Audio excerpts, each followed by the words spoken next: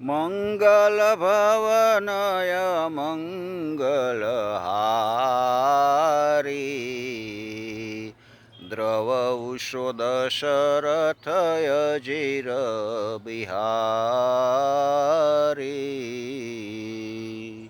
રામકથા છે ને એ ખાલી રામ રાવણની કથા નથી, એ આપણા માટે અરીસો છે. પ્રત્યેક વ્યક્તિએ અરીસામાં જોવાનું છે કે એમાં આપણે રામ જેવા છીએ કે રાવણ જેવા છીએ, સીતા જેવા છીએ કે શૂર્પણખા જેવા છીએ, સબરી જેવા છીએ કે પછી સુરસા જેવા છીએ. પ્રત્યેક વ્યક્તિના આત્મનિરીક્ષણનું એમાં દર્શન કરવાનું છે.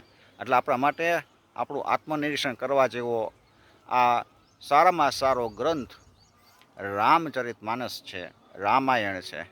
પ્રત્યેક વ્યક્તિને એની અંદર જોઈ અને પોતાના જીવનનું દર્શન કરવાનું છે, પોતાના જીવનને ઉન્નત બનાવવાનું છે.